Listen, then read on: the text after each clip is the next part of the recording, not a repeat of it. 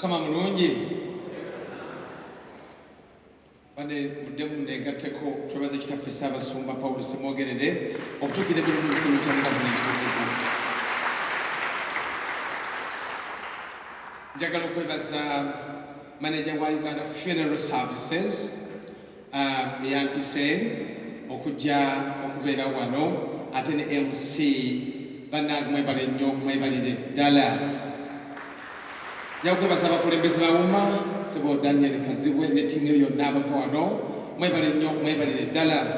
Mwenna abali wano mu biti byammwe eby'enjawulo abayimbi na buli omu bane thank you very much for coming.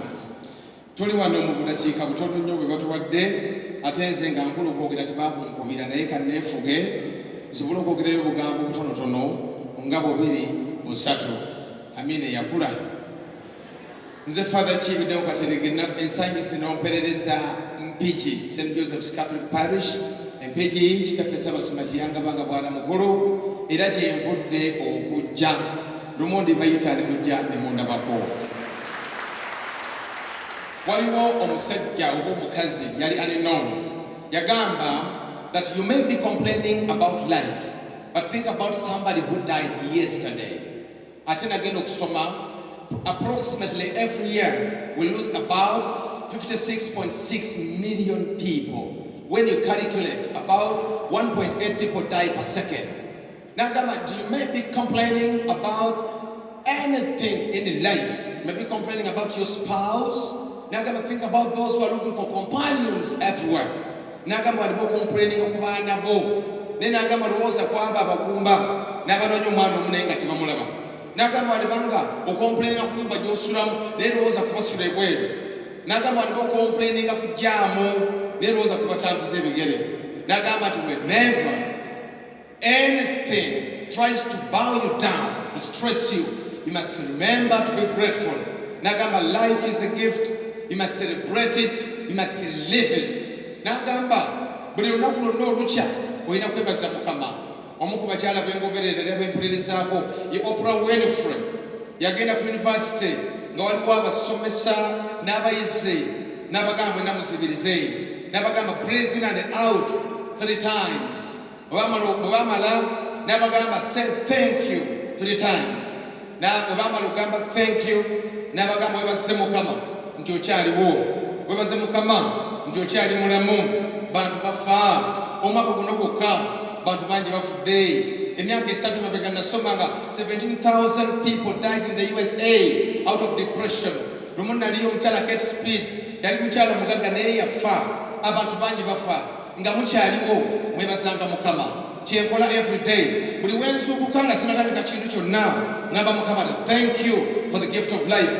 Mwebazanga Mukama buli lunaku olukya kubanga bulukya tomanyi oba onaaluzibya. Akantu akokubiri mbebaza okujja okusabira abayimbi bannaffe bannakatemba n'abalala. Kino nnyo okusabira abaafu bannange. Buli muntu yenna ng'olina omuntu eyaffeewo omusabiranga. Waliwo omusajja Mafia yagamba when you honor your ancestors honor you. Bw'ojjukira bajjajjaabo n'abantu bonna abamanyi abakufaako nabo bakujjukira n'okuwa ekitiibwa. So tujjukiranga bannaffe abatufuddeko. Naye njagala basabayo buno. Mbasaba nze abantu bampita celebrate priest naye ebintu bino si byangu naye mwe mwampeesa erinnya eryo nga nsabira omukuffe abayimbi wano naye nzudde temuyita mu kizibu obulamu bwammwe bwa bunkenke. Njagala kubasaba ebbanga lyemaze mu bwa faazi okusobola okufuna akantu konna k'okola ne kasigalawo. To be able to do what can outlive you, you must balance God and your life. Mufune obudde mwesabireko mwekwase Mukama abayambi. Obulamu bwammwe buzibu n'eggwanga lyetulimu zibu, ebibyano bizibu. Njagala kubasaba mwekwase nnyo Mukama nga mwesabira nga tonnavaawo gy'osula oba wosuze wonna oba osuze Bulaaya oba osuze wa mukeeranga ne mukwasa Mukama ennaku zammwe ne bye mukola osobole okutuuka okufa ng'olina akantu koolesa emabega. Then akantu akola kenjagala okubasaba. Ennaku zino waliwo ekintunze ekinyiiza. Mugenze ne mu composing ennyimba. Ni waliwo bannayuganda abantu abanafu abakulaminga ennyimba ezo ne baziyimba bulungi nnyo ne bafuna ssente. Mpulidde mwogera ku copyright. Bannange nze mbakwatibwa ekisasa abawuma mwongere okukolako kye musobola oba kinaasoboka simanyi. Muyambe abayimbi benyumirize mu kitone kyabwe. Kyangu ni wano okuyimba n'otuuka okufa nga tolina kantu. Abayimbi abamu abaali abamanya bayingidde politics ne bagwa tebalidde ngulu teekawo abiri olabe. Abamu baafuuka ntiisa bayingira ebyobufuzi olwogwe nalabye ku TV nga ku social media yambadde akasaati. Kati tugamba njagala abawuma mugezeeko okuyambako mu mbeera eyo. Bannayuganda bakulaminga ennyimba ne bazimba ku mikolo ne bafuna ssente. Ekyo sikyagala nze nga nze omuntu. N'ekyokubiri njagala okufuna copyright ng'omuntu wabanga ayimba asobola okufuna mu kuyimba kwe. Akasembayo mu nsi muno buli muntu yenna ekkatala liririmu to become the best version of yourself. I've been encouraging people to live one day at a time but free. Omusajja Les Brown yagamba live full, die empty. Buli lunaku olina obutikitiki emitwalo 864. Njagala okubasaba buli omu gy'obeera mugezeeko to enjoy your life because we live once. Mbasaba buli muntu yenna manya by'olaga, manya by'oyagala nga mukyali mu field ey'okuyimba ng'abantu bakyabaagala kubanga bujja kukyosiimuukewo. Naye nga Father Kibi ojja kutuuka nga nasiimuukawo otuuka nga bakuyita mukadde obanga waliwo Father Kibi ab'omulembe ogwo.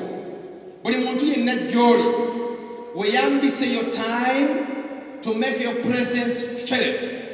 Weyambise obudde ng'okyafuna kasente okufuna ky'ofuna mu kuyimbako. Buli muntu yenna beera n'ebirooto byogezako okutuukiriza oba weezimbe buli kimu kyonna ky'osobola okukola kikole. Mbasabira kintu kimu, Mukama abakuume. Mbasabira mwongere okuganja mu bantu. Mbasabira Mukama Katonda ayongere obateekako favor, ayongere obawa ebigambo ebiwoomerevu ebisobola okuyamba abantu. Nze abeera mu bantu mutuyamba nnyo. Eggwanga lirimu ebizibu bingi lino. Economy obwavu bwe bwavu. Ennyimba zammwe kiba kimujjuza grounds. Abantu bajja ne balyowa emyoyo. Mwongere mu maaso okukola omulimu ogwo. Mwongere okuyamba bannayuganda okweyagalira mu nsi yaabwe. Buli muntu yenna nga weetaaga kereziya okuyamba nyaffe ekereziya muggule. Mwongere okutambula naye ate tebyabeerabira. Nsanyuse nnyo okubeera wali nammwe. Omukama Katonda abakuume.